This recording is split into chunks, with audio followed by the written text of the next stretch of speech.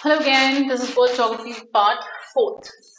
इसमें we are going to study about the atmosphere. Atmosphere मतलब air and the sphere.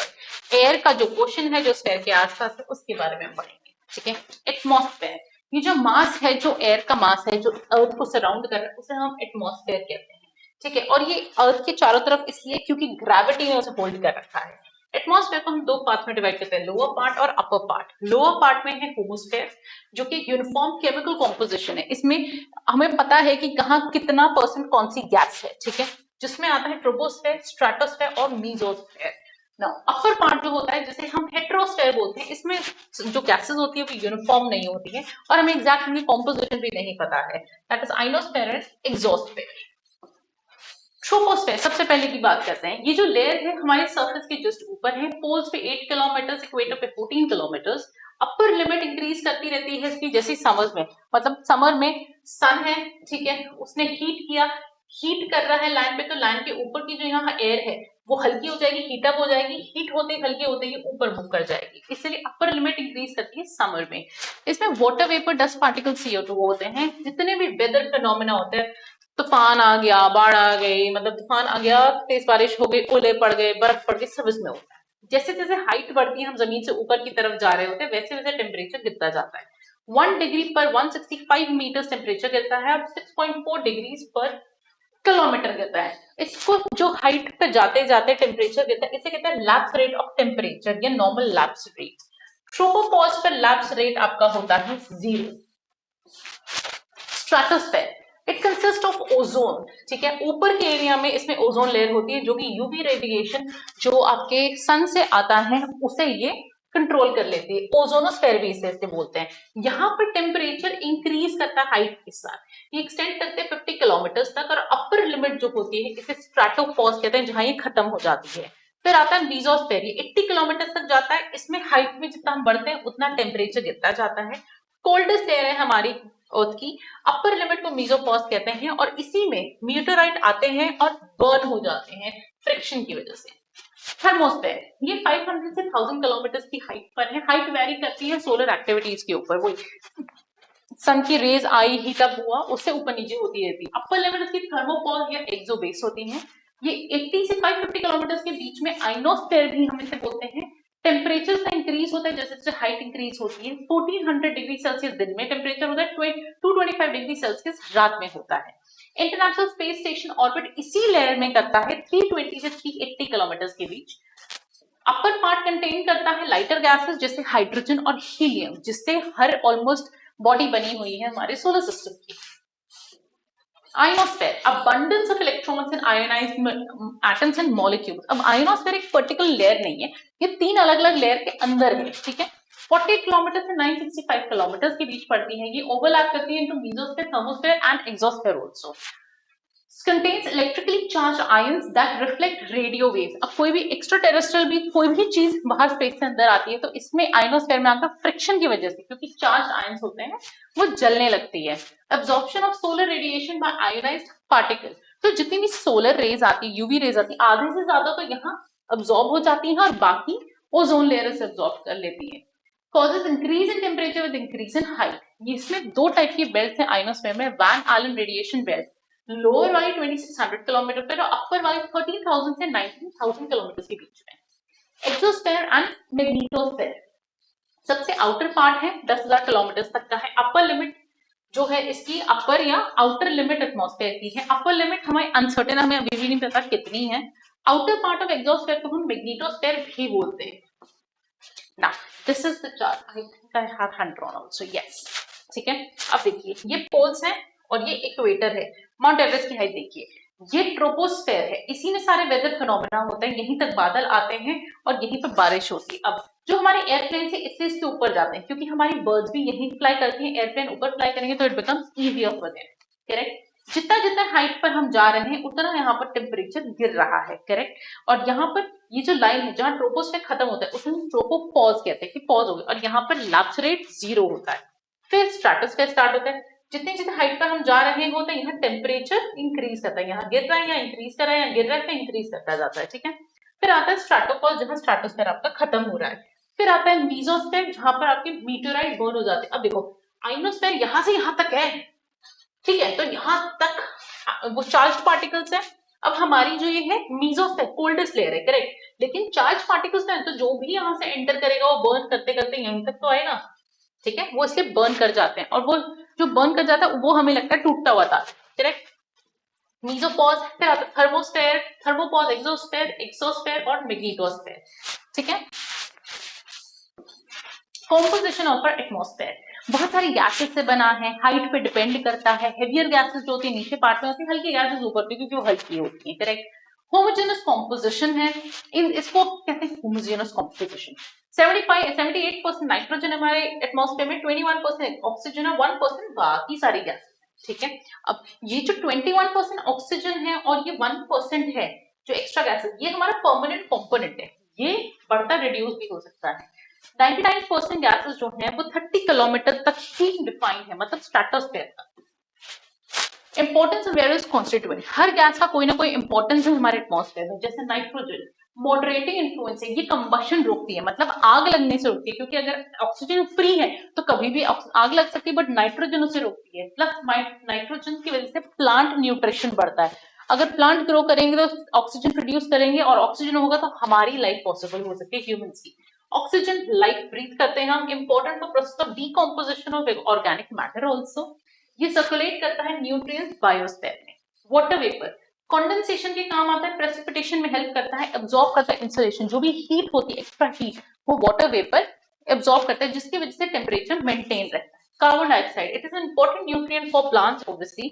High content इसका जो lead करता है, अगर ज्यादा CO2 होता है तो ज्यादा ग्रीन हाउस इफेक्ट होता है, उससे ज्यादा गर्मी हो जाती है, इसलिए बोलते हैं ना गर्मियों में वाटर वेपर ज्यादा होना चाहिए, जिससे उसमें वो होगा, वो कंट्रोल कर पाएगा आपका टेम्परेचर। इसलिए पेड़ लगाओगे, पेड़ लगाओगे तो आपको वाटर वेपर ज्यादा होगा, वाटर वेपर ज्यादा होगा तो ठंड ज्यादा होगी, ना कि गर्मी ज्यादा होगी। और वैसे भी प्लांट CO2 अंदर लेते हैं, CO2 ब्रीद करते हैं, तो CO2 वैसे कम हो जाएगा।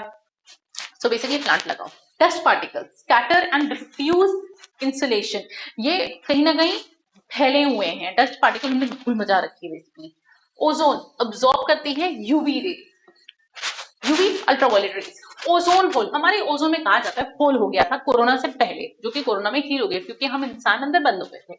वो होल किससे होता है? CFC से होता है, क्लोरोफ्लोरोकार्बन से होता है, और ऑक्साइड ऑफ नाइट्रोजन से होता है। होता क्या था, जब डेवलपमेंट हुई तो जब पुराने टाइम में डेवलपमेंट हुई, टीवी बने, फ्रिज बने, ठीक है, एसीज बने, तो इनमें इतना पता नहीं था कि ये जब कूल करते हैं जो गैस एमिट करते हैं वो क्लोरोफ्लोरोकार्बन है, जिसकी वजह से हमारे उसमें ये होल हो गया था ओजोन लेयर में। लेकिन कोरोना हुआ और हम सब अंदर बंद हो गए, ना कोई पोल्यूशन हुआ ना कुछ हुआ, तो इस वजह से वो होल हील हो गया। तो हमें बंद रहना चाहिए इंसानों को, नहीं। अरोरा और मैग्नेटिक स्टॉर्म, ये क्या होता है? जब भी सन के यहां से सोलर विंड आई, चार्ज पार्टिकल्स होते हैं सोलर विंड, वो आई और हमारे मैग्नेटोस्फीयर को क्रॉस कर गई, ठीक है, मैग्नेटोस्फीयर को क्रॉस कर गई तो वो अंदर आइनोस्फीयर के पास आए, आइनोस्फीयर में फ्रिक्शन हुआ चार्ज पार्टिकल्स के साथ, तो वो हमें विजिबल हो गई। विजिबल होकर वो ऐसे अलग अलग ब्यूटीफुल कलर्स में हमें नजर आती है। अब हमारे अर्थ में अगर नॉर्दर्न पार्ट में नजर आए तो उसे अरोरा बोरोलिस कहते हैं, सदर्न में नजर आए तो उसे अरोरा ऑस्ट्रेलिस कहते हैं, ठीक है। मैग्नेटिक स्टॉर्म क्या होता है? Temporary disturbance in earth magnetic field due to solar flare, बहुत स्पीड से बहुत सारे इवेंट एंटर कर गए तो हमारा जो मैग्नेटिक फील्ड है अर्थ की वो हिल जाती है, डिस्टर्ब हो जाती है, जिसकी वजह से टीवी के आपके DTH के सिग्नल्स, रेडियो के सिग्नल, ये सब डिस्टर्ब करते हैं। Okay, weather and climate, difference क्या है वेदर और क्लाइमेट में? बहुत टाइम से नहीं पढ़ते आ रहे हैं। Weather, sum of atmospheric conditions at a place at a particular time, मतलब आज एक जगह पर कैसा वेदर है वो डिपेंड करता है। इसके एलिमेंट्स होते हैं, टेम्परेचर क्या है, ह्यूमिडिटी क्या है, और विंड क्या है। ह्यूमिडिटी आपके एयर में कितना मॉइस्चर है। Climate, aggregate or the average of daily changing weather conditions over a period of 35 years or more, मतलब 35 इयर्स उससे ज्यादा हमने एक जगह का मौसम चेक किया है, उससे हम बोलते हैं वहां का क्लाइमेट कैसे, जैसे यहाँ का ठंडा क्लाइमेट है, वहां का गर्म क्लाइमेट है। ओके, इंसुलेशन, इंसुलेशन क्या होता है? सोलर रेडिएशन जो हमारे अर्थ पर आती है, इंसुलेशन, ठीक है, वो गर्म करती है हमारी अर्थ को। जो भी सोलर रेडिएशन अर्थ सन से आती है अर्थ पे, उन्हें कहते हैं हम short wave radiation. Short waves होती हैं, ठीक है, उनमें से यूवी रेज अब्सॉर्ब हो गई है उसके ओजोन में। हमारी अर्थ हीट होती है, हीट करके जो हमारी अर्थ हीट वापस वेव डिफ्लेक्ट करती हैं, वो लॉन्ग वेव्स होती हैं, उन्हें टेरेस्ट्रियल रेडिएशन कहते हैं। मतलब जो सन से रेज आ रही है वो शॉर्ट वेव है, जो अर्थ से जा रही है वो लॉन्ग वेव है, ठीक है। और वो लॉन्ग वेव्स हमारी एटमॉस्फेयर हमारा उसे अब्सॉर्ब करता है और हमारा एटमॉस्फेयर हीट अप हो जाता है। ये फैक्टर इफेक्टिंग इंसुलेशन क्या है? सोलर एक तो हमारा कांस्टेंट है, उसकी वजह से तो होता ही होता है। Albedo of surface, albedo reflecting power of a surface. Angle of sun rays, कि हमारी अर्थ है टिल्टेड है, तो हमारे सन की रेज यहाँ आ रही है, ये नीचे आ रही है, ऊपर आ रही है, और नॉर्दर्न हेमिस्फेयर या southern hemisphere. Length of day, दिन कितना बड़ा है कितना छोटा है, एटमॉस्फेरिक कंडीशन कैसी, बारिश हो रही है या नहीं हो रही है, ठीक है। सब चीजें insulation heat up of earth को इफेक्ट करती है।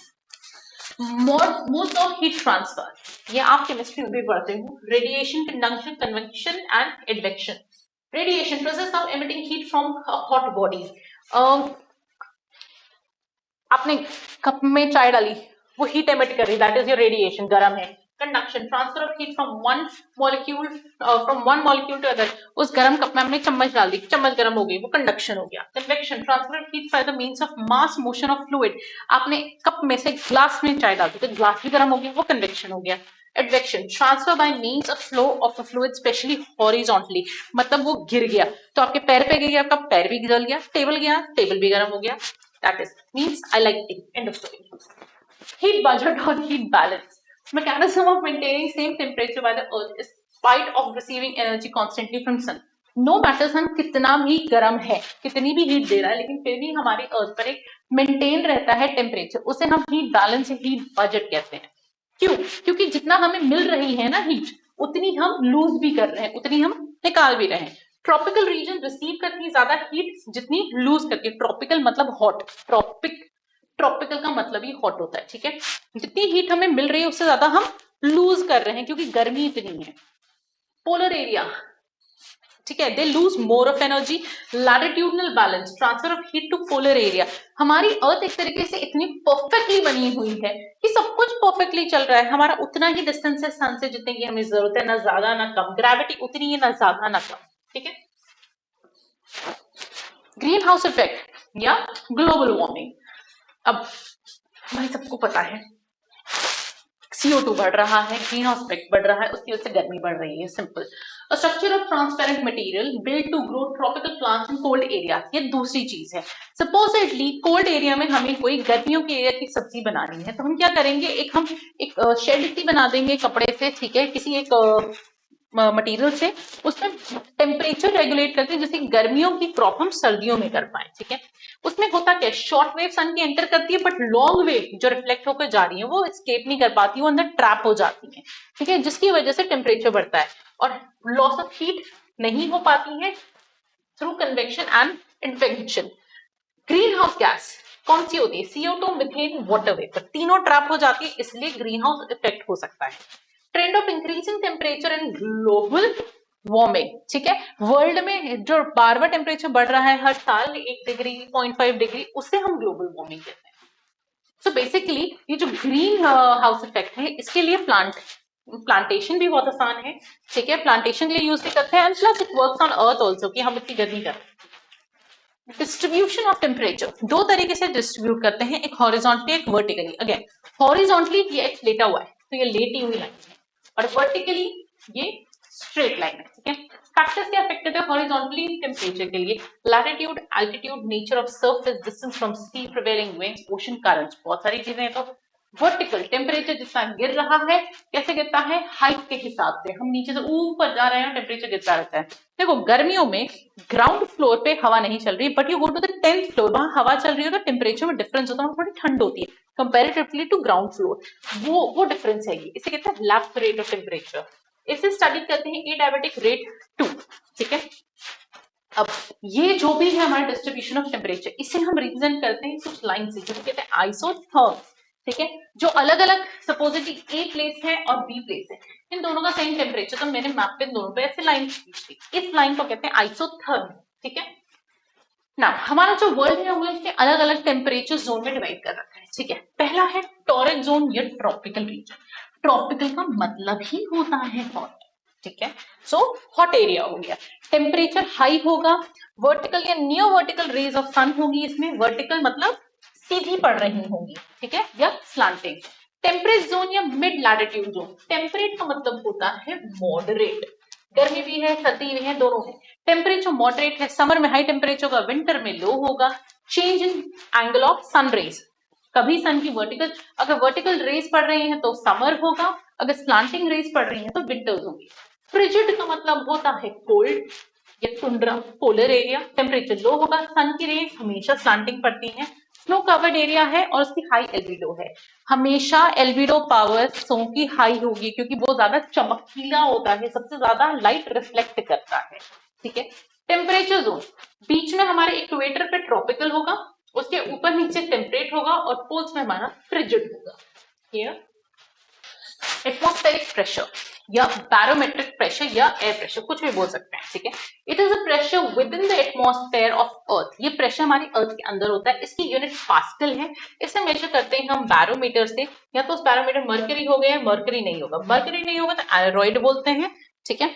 दूसरा इंस्ट्रूमेंट है कॉन्टिन्यूस रिकॉर्ड बैरोग्राफ, उस पर इसकी रीडिंग आती है, ठीक है। Distribution of pressure, inverse relation है प्रेशर और टेम्परेचर का ज्योग्राफी में, ठीक है, दोनों एक दूसरे के दुश्मन है, अगर प्रेशर हाई होगा तो टेम्परेचर होगा आपका लो, दोनों दुश्मन है ज्योग्राफी में एक दूसरे के, ध्यान रखना, अगर प्रेशर लो होगा तो टेम्परेचर हाई होगा, उल्टा चलेगा। अब हमारी जो अर्थ है रोटेट कर रही है, ठीक है, रोटेट कर रही, उसकी वजह से जो हमारा टेम्परेचर है इक्वेटर पर वो हाई होगा क्योंकि डायरेक्ट सन है, तो अगर मेरा इक्वेटर पे टेम्परेचर हाई है तो मेरा प्रेशर कैसा होगा, लो होगा। उसी तरीके से पोल्स पे, पोल्स पे मेरा टेम्परेचर क्या है, कोल्ड है, लो होगा, तो मेरा प्रेशर क्या होगा, हाई होगा, बस ये ध्यान रखना, ठीक है ना। Circulation, redistribution of heat and moisture across surface, इसकी वजह से सर्कुलेशन होती रहती है और उसकी वजह से टेम्परेचर में डिफरेंस आता है। अब type of distribution of pressure, एक वर्टिकल होता है, एक हॉरिजॉन्टल होता है। अब जो हॉरिजॉन्टल होता है वो क्रॉस लैटिट्यूड होता है, लेटी हुई लाइन, मतलब एक लैटिट्यूड पे सेम टेम्परेचर होगा या सेम प्रेशर होगा, ऑलमोस्ट टेम्परेचर में भी कुछ भी bit different but pressure same होगा। दोनों कैरेक्टरिस्टिक्स को हम प्रेशर बेल्स बोलते हैं, इसके हम हॉरिजॉन्टली जो भी पढ़ते हैं उसे प्रेशर बेल्स बोलते हैं। Vertical, air density greatest at all level, air density हर जगह बराबर ही होगी और प्रेशर हाई होगा। हायर लेवल, जितना हायर लेवल पे जाते जाते हैं वहां लेस कंप्रेस्ड होगी, लो प्रेशर होगा, लेस डेंसिटी होगी, ठीक है। इन जैसे जैसे एल्टीट्यूड बढ़ता जाएगा वैसे वैसे एयर प्रेशर डिक्रीज होता जाएगा, ठीक है, ध्यान रखिएगा इस चीज का। इसलिए जब भी हम कोल्ड एरिया में जाते हैं, हाई एल्टीट्यूड पे घूमने जाते हैं, वहां एयर प्रेशर कम होता है और सांस नहीं आता ना। अब बात समझिए, 0 डिग्री, 0 डिग्री से ऊपर और नीचे जो बेल्ट होती है प्रेशर की उसे हम कहते हैं लो प्रेशर बेल्ट, उसका दूसरा नाम है डोल्ट्रम। डोल्ट्रम का मतलब है अ बेल्ट ऑफ काम या अ बेल्ट ऑफ डिप्रेशन, जो आप एग्जाम से जस्ट एक दिन पहले होते हैं कि यार पढ़ा तो सकता है लेकिन याद कुछ नहीं आ रहा, ठीक है, उसे कहते हैं doldrum. Now it is a low pressure belt. बात समझिए, इसे मैं इक्वेटोरियल बेल्ट भी बोल सकती हूँ क्योंकि इक्वेटर है, इक्वेटोरियल बेल्ट, या मैं इसे बोल सकती हूँ इक्वेटोरियल लो प्रेशर बेल्ट या equatorial low pressure high temperature belt या doldrum equatorial belt of low pressure. बात तो वही है ना, मैं एक ही बेल्ट के बारे में बात कर रही हूँ, ठीक है। इसका एक और नाम है आईटीसीजी। सरफेस विंड्स आर यहाँ पर वीक होती है, यहाँ पर हल्की, बहुत हल्की विंड होती है, ठीक है। ITC inter transverse conversion zone, ऊपर की है और नीचे की है, ये दोनों आकर यहाँ कन्वर्ज करते हैं, इसलिए यहाँ पर हवा नहीं होती है, बहुत कम हवा होती है, ठीक है। अब ऊपर चलते हैं, 30 डिग्री नॉर्थ और 30 डिग्री साउथ में प्रेशर हाई होता है कंपेरिजन टू आपका इक्वेटर। इस एरिया का और इस एरिया का अगर मैं प्रेशर देखूंगी तो वो इक्वेटर के कंपैरिजन में हाई होगा क्योंकि यहाँ का टेम्परेचर, चलो प्रेशर, यहाँ टेम्परेचर के बारे में बात करते हैं, ठीक है। यहाँ टेम्परेचर हुआ हाई तो कहीं ना कहीं टेम्परेचर यहाँ इसके कंपैरिजन में लो होगा, तो ऑब्वियसली इसका प्रेशर जस्ट ऑपोजिट होगा, हाई, करेक्ट। अब ये जो 30 डिग्री का होता है, 30 से 35 डिग्री, इसे कहते हैं हॉर्स लैटिट्यूड। हॉर्स लैटिट्यूड क्यों कहते हैं, हॉर्स लैटिट्यूड इसलिए कहते हैं, पुराने जमाने में सेल वाली शिप होती थी, पर्दे वाली, ठीक है। अब होता क्या था, हवा चलती थी कभी कभी रुक जाती थी, अब सेलर्स को ये नहीं पता होता था वो हवा कब चलेगी, और वहां पर सी के बीच में पानी सॉल्टी होता है और आपकी शिप पे लिमिटेड पानी है, तो वो क्या करते थे, they used to carry horses with them, कि जब हम जमीन पे जाएंगे तो हम हॉर्स पे चढ़ के घूमेंगे, है ना, पैदल क्यों चलेंगे। तब पानी बचाने के लिए ये हम हॉर्सेस को नदी सॉरी समुद्र में फेंक देते थे कि पानी तो बचेगा, हमें क्या पता किस टाइम आपकी हवा चलेगी, हम कब निकलेंगे नहीं निकलेंगे। तो बेसिकली ये हमेशा इसी बेल्ट में होता था, इसलिए इसका नाम पड़ा हॉर्सलैंड। ठीक है, अब कंपैरेटिवली हम इसे कहां से कंपेयर कर रहे हैं, इक्वेटोरियल बेल्ट से कर रहे हैं। तो इक्वेटोरियल बेल्ट जब गर्म होती है, हॉट होती है, तो हम इसे ट्रॉपिकल बेल्ट भी बोल सकते हैं भाई। करेक्ट, ट्रॉपिकल बेल्ट भी तो मैं इसे ट्रॉपिकल इक्वेटोरियल बेल्ट भी बोल सकती हूँ। और जब मैं हॉट लैटिट्यूड की बात कर रही हूँ तो मैं इस बेल्ट के कंपैरिजन में कर रही हूँ, तो ये सब ट्रॉपिकल हो गई क्योंकि उसकी कम टेम्परेचर है थोड़ा। ठीक है, सो मैंने इक्वेटोरियल बेल्ट को बोला tropical low pressure equatorial belt. Correct, अब मैंने इस बेल्ट को बोला सब ट्रॉपिकल हाई प्रेशर बेल्ट या सब tropical high pressure low temperature belt. बात तो एक ही है। ठीक है, आप लोग इतना लंबे नाम लिख के ना घबरा जाते हो, बात वही है। अब ये वाला पार्ट अब कर दो अलग। ठीक है, इतना समझ आ गया। अब हम पोलर की बात करते हैं। अब पोलर में हम पोल्स पे जाएंगे। पोल्स पे टेम्परेचर क्या होता है आपका, लो, तो प्रेशर क्या होगा, हाई। करेक्ट, अब ये तो हो गई मेरी polar high pressure low temperature belt. ठीक है, अब उसके बाद इसके कंपैरिजन में 60 डिग्री नॉर्थ और 60 डिग्री साउथ, यहाँ अगर लो टेम्परेचर होगा तो इस टेम्परेचर कंपैरिजन में यहाँ का टेम्परेचर तो हाई होगा ना थोड़ा सा। अब जब यहाँ लो टेम्परेचर तो यहाँ हाई प्रेशर होगा, यहाँ हाई टेम्परेचर तो यहाँ लो प्रेशर होगा। ठीक है, ये प्रेशर बेल्ट सब दो पार्ट्स में पड़ते हैं, एक पार्ट में नहीं पड़ते। करेक्ट, और ये वाला जो एरिया होता है इसे हम टेम्परेट लो प्रेशर बोलते हैं। तो इसे मैं टेम्परेट लो प्रेशर बेल्ट भी बोल सकती हूँ, temperate high temperature low pressure belt भी बोल सकती हूँ।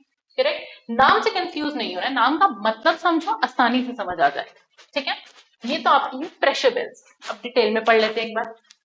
डोलड्रम स्टेट ऑफ स्टैग्नेशन या डिप्रेशन या बेल्ट ऑफ काम, 0 डिग्री पर होता है। लो प्रेशर बेल्ट होती है, आईटीसीजी जोन इसे बोलते हैं, inter transverse conversion zone. Equatorial low pressure belt होती है, इक्वेटोरियल कामनेस या विंडलेस वेदर होता है, यहाँ हवा बहुत कम चलती है। एक बात बताना, जो हमारे सन की मूवमेंट है वो ऐसे ही तो है। करेक्ट, अब जब मेरा सन यहाँ पर इक्वेटर पर होगा तब डोल्ड्रम यहाँ होगा, बट जब सनलाइट यहाँ होगी, हमारा सन यहाँ होगा ट्रॉपिक ऑफ कैंसर पे, तो क्या डोल्ड्रम यहाँ क्रिएट नहीं होगा। तो आपकी ये जो बेल्ट है प्रेशर बेल्ट यहाँ से यहाँ शिफ्ट हो गई।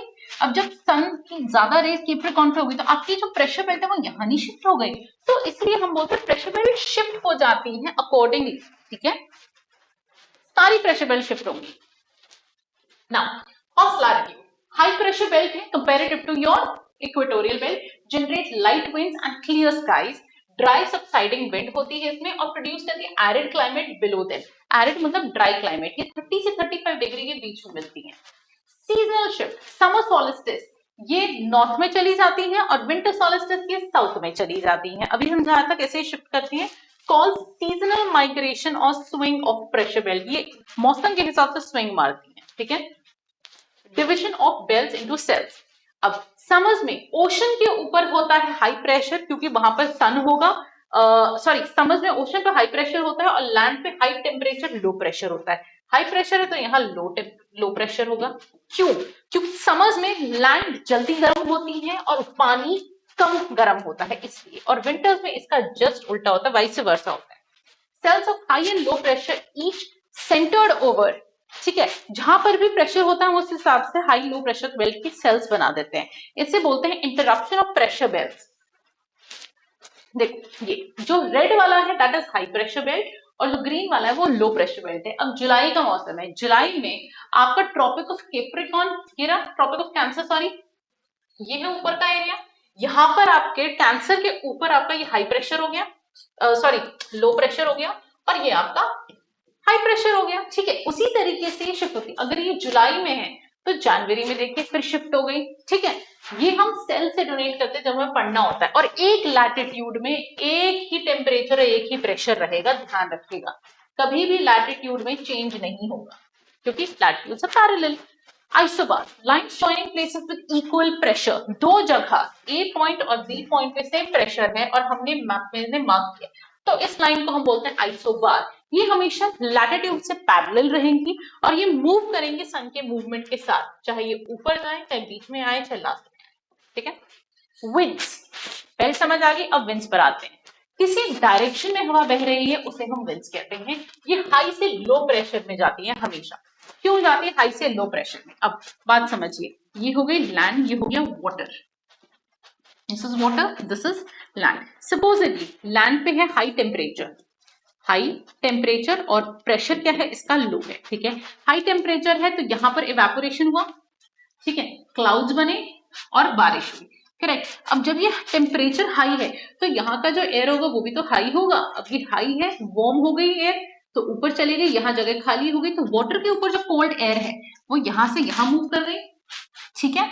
तो आपकी कहाँ गई, यहाँ पर तो हाई प्रेशर था ना और यहाँ लो प्रेशर था, तो आपकी मूव कहाँ गई, हाई प्रेशर से लो प्रेशर में मूव कर गई, ठीक है। इसे called easterly westerly on the basis of direction they blow. जिस भी डायरेक्शन में हवा बह रही है उस डायरेक्शन को ईस्टर्ली या वेस्टर्ली बोलते हैं। अगर ईस्ट की तरफ बह रही है तो ईस्टर्ली, वेस्ट की तरफ बह रही है तो वेस्टर्ली। डायरेक्शन ऑफ विंड ये कोरिलेस फोर्स की वजह से चेंज होती है। हमारी जो विंड जो भी बहती है अर्थ पर वो सिर्फ कोरिलेस फोर्स की वजह से होती है। विंड नॉर्दर्न हेमिस्फीयर में डिफ्लेक्ट होती है राइट को, यहाँ पर राइट को, और सदर्न में होती है लेफ्ट को। ये फेरेल्स लॉ की वजह से डिफ्लेक्ट होती है, लेकिन ये जो विंड बह रही है ये कोरिलेस फोर्स की वजह से होती है। नाउ टाइप ऑफ विंड, तीन टाइप की विंड होती है, regular wind, prevailing wind, planetary wind. तीनों में से कोई भी नाम ले लो। पीरियोडिक विंड या वेरिएबल विंड्स। अब regular winds, prevailing winds, planetary winds में आती है तीन टाइप की winds, trade wind, westerly, polar easterly. अब देखो नाम है, वेस्टर्ली वेस्ट की तरफ ही बह रही होगी, ईस्टर्ली ईस्ट की तरफ ही जा रही होगी, correct.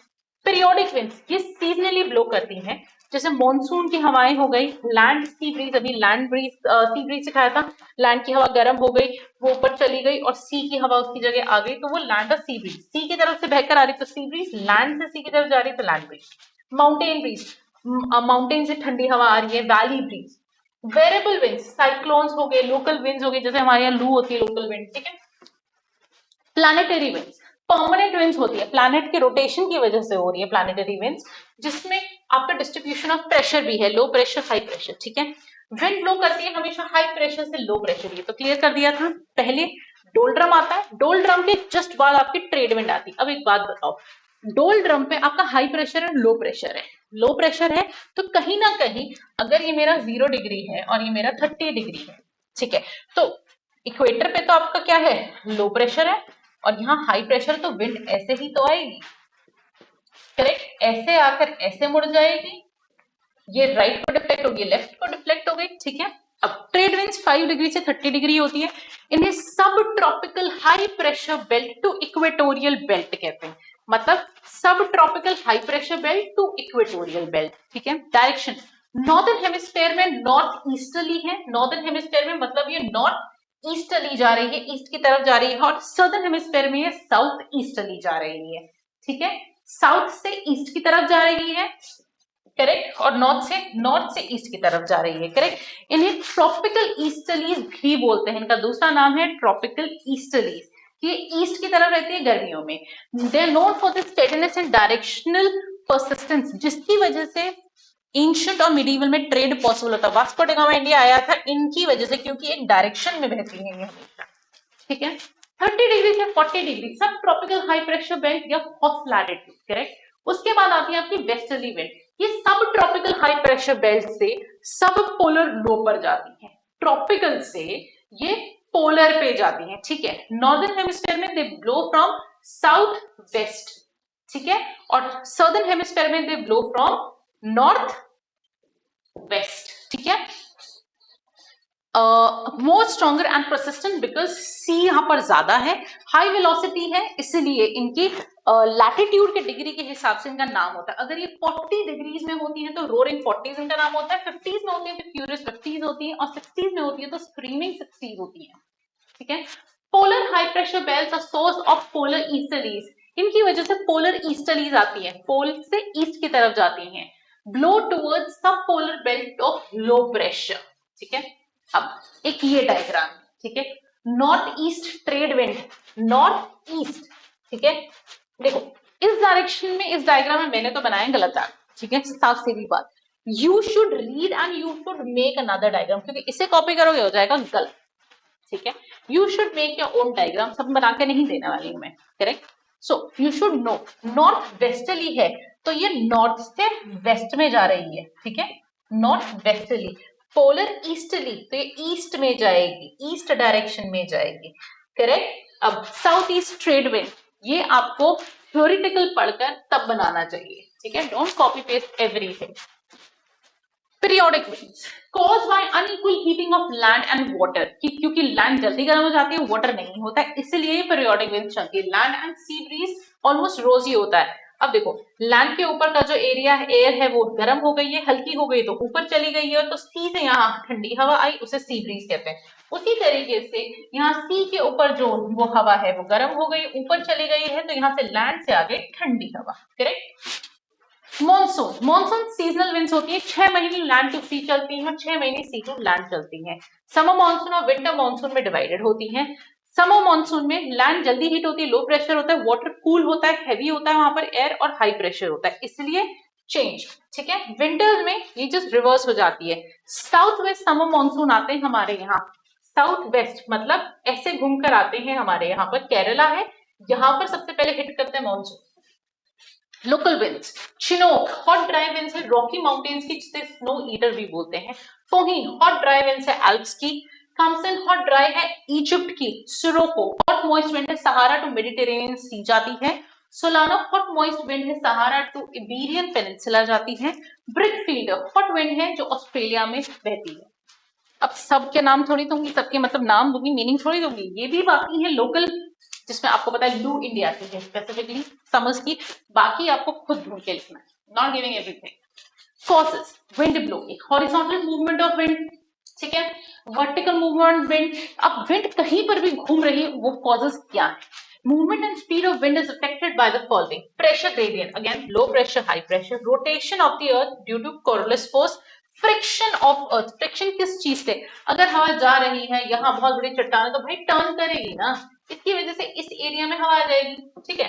So there are lot of reasons. Deflection of wind by Coriolis force, अब कोरियोलिस फोर्स की वजह से यहाँ पर तो ये राइट में डिफ्लेक्ट कर गई, यहाँ लेफ्ट में कर गई, तो नॉर्दर्न हेमिस्फीयर में वो क्लॉकवाइज चल रही है और सदर्न हेमिस्फीयर में वो एंटी क्लॉकवाइज चल रही है, ठीक है। मेजरमेंट, हमें जब मेजर करना होता है विंड को, कैसे मेजर करते हैं? डायरेक्शंस के लिए दो चीजों से विंड मेजर करते हैं, वेदर वेन्स और विंड सॉक। वेदर वेन्स होते हैं वो जो मुर्गा बना होता है, उसमें एरो लगा होता है, उस लट्टू की तरह घूम रहा होता है, उसे वेदर वेन कहते हैं। विंड सॉक्स जो एयरपोर्ट्स पर होती है, एक सिंगल पैर का पजामा हवा में लटक रहा होता है, उसे कहते हैं विंड सॉक्स, ठीक है। स्पीड, एनोमीटर से पता चलता है इसकी स्पीड, और रिमोट सेंसिंग में सोडार, डोपलर, लेडार्स और रेडार्स यूज करते हैं हम स्पीड के लिए, ठीक है। विंड फोर्स स्केल, वो फॉर्ट विंड फोर्स स्केल था सी कंडीशन पर जो विंड बह रही है उनके लिए। फुजीता स्केल है rate the strength of tornadoes in US, जिस बेस मतलब वहां पर कितना डैमेज हुआ, कैसा हुआ, उस बेसिस पे फुजीता स्केल उसका स्ट्रेंथ बताती है, ठीक है। अब इस पूरे इसमें सर्कल में you have your pressure belts and wind sports, ठीक है। माई पॉइंट इज, जब आप पूरा समझ लेते हो तो ये वाला पूरा डायग्राम आप खुद बना सकते हो। The second you can make this on your own, आपका एटमोस्फेयर क्लियर हो गया, ठीक है ना। साइक्लोन्स, साइक्लोन जो होते हैं स्टॉर्म और system of wind that rotates around the centre of low atmospheric pressure. एक यहाँ पर सेंटर है, ठीक है, जिसमें लो प्रेशर है, करेक्ट, और इसके बाहर ऐसे ऐसे ऐसे करके जाता है, बड़ा सा बन जाता है, ठीक है। विच मीन बीच में लो प्रेशर है लेकिन बाहर क्या है, हाई प्रेशर है, ठीक है, उसे हम साइक्लोन बोलते हैं। एंटी साइक्लोन इसका जस्ट उल्टा होता है, ठीक है। अब इसके अंदर का जो सेंटर पार्ट होता है उसे आई ऑफ द साइक्लोन बोलते हैं। सिनोनिम साइक्लोन का है हरिकेन, हरिकेन और साइक्लोन दोनों सेम है। साइक्लोजेनेसिस डिस्क्राइब करता है कि किस तरीके से साइक्लोन बनता है और बहुत मतलब स्ट्रेंथ में आ जाता है। इनमें इनसाइड लो प्रेशर होता है, बाहर हाई प्रेशर होता है, सेंटर को हम आई बोलते हैं। Cyclone circulation sometime refer to as contrasolem also, ठीक है। नॉर्दर्न हेमिस्फीयर में एंटी क्लॉकवाइज होते हैं और सदर्न हेमिस्फीयर में ये क्लॉकवाइज होते हैं। नेम क्या है इनका? इंडियन ओशन में हम इसे साइक्लोन बोलते हैं, कैरेबियन आइलैंड्स में हरिकेन बोलते हैं, चाइना सी में टाइफून बोलते हैं, नॉर्थ वेस्ट ऑस्ट्रेलिया में बेली बेली बोलते हैं, कॉकटेल यूएस में टोर्नेडो बोलते हैं, विच मीन ये सारे नाम सिनोनिम्स हुए। Anti cyclone, anti cyclone just opposite होता है, ठीक है। साइक्लोन इधर से छोटा सा घूम के बड़ा बड़ा बड़ा बड़ा हो जाता है, और एंटी साइक्लोन बड़ा बड़ा बड़ा बड़ा नहीं, हाँ, ऊपर छोटा होता है और फिर यहाँ बड़ा बड़ा बड़ा बड़ा हो जाता है, ठीक है। साइक्लोन में अंदर लो प्रेशर होता है, बाहर हाई प्रेशर होता है। एंटी साइक्लोन में अंदर हाई प्रेशर होता है और बाहर लो प्रेशर होता है, ठीक है। A centre of high pressure with gently outward flow of air, northern hemisphere में क्लॉकवाइज होते हैं, सदर्न हेमिस्फीयर में एंटी क्लॉकवाइज, जस्ट साइक्लोन के ऑपोजिट होते हैं। Wind flow from high pressure to low pressure, ठीक है। ये है आपका साइक्लोन और anticyclone. This is cyclone, this is anticyclone. Forms of condensation, okay. Condensation क्या होता है? ह्यूमिडिटी, वाटर वेपर, कंडेंसेशन जो वो पानी में बनने लग जाएगा। ड्यू पॉइंट, किस टेम्परेचर पर आकर वो पानी बनता है? ड्यू, ओस, फ्रॉस्ट, ओस से कम टेम्परेचर, फॉग, स्मॉग, मिस्ट, ठीक है। Haze, rain, snow, sleet, hail, drizzle, shower, ये सारे कंडेंसेशन के फॉर्म है actually, okay. Now this is the difference: dew, mist, fog, rain, hail, snow, okay. कुछ नहीं होता है, बस जो टेम्परेचर होता है जिस पर हमारे वाटर वेपर होता है एयर में, ठीक है, मॉइस्चर होता है, वो जिस टेम्परेचर पर आकर कंडेंस मतलब वाटर एयर से अलग हो जाता है, जिस टेम्परेचर पे, उसे कंडेंसेशन कहते हैं। उस बेसिस पे डिवाइड होता है, ठीक है। ड्यू होता है कि बिल्कुल ओस की बूंदे, मिस्ट होता है हल्का सा शार, मतलब गीले हो जाते हैं, हाँ, लेकिन बिल्कुल पानी हो जाता है, एयर में पानी होता है। फॉग होता है ड्राई होता है, बिल्कुल धुंधला जो दिखाई नहीं देता है। रेन बिल्कुल बारिश होती है। हेल आपके ओले होते हैं। स्नो अगेन प्रॉपर बर्फ पड़ जाती है, ठीक है।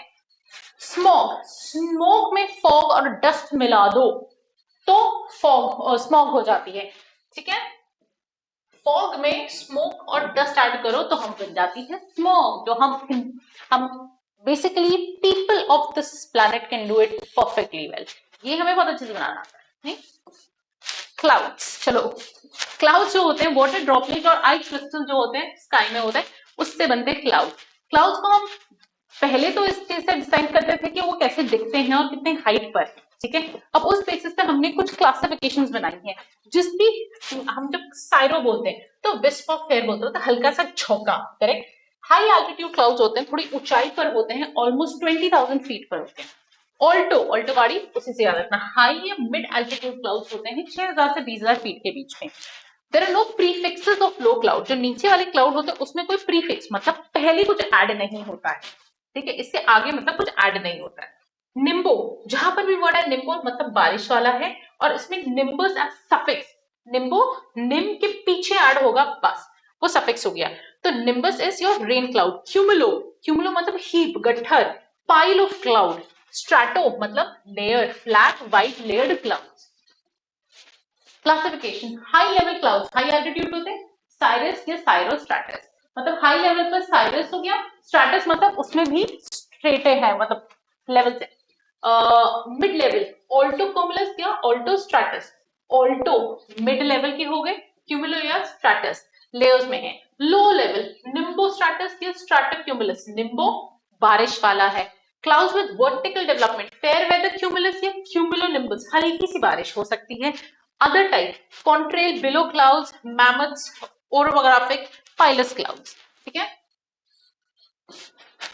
Low clouds, again there is more classification, जो भी आपको पेज या स्लाइड ऐसा लगता है इसमें मुझे आसानी से समझ आ रहा है, आप उससे पढ़ लो, ठीक है। जरूरी नहीं है हर पेज से पढ़ना जरूरी है, जिससे समझ आता है उससे पढ़ो। Stratus, grey cloud layer with uniform base, cumulus, detached cloud, dense cloud, nimbus stratus, continuous rain cloud, ठीक है। क्यूमुलोनिम्बस, थंडरस्टॉर्म क्लाउड, निम्बस आ रहा है ना तो बारिश का ही होगा।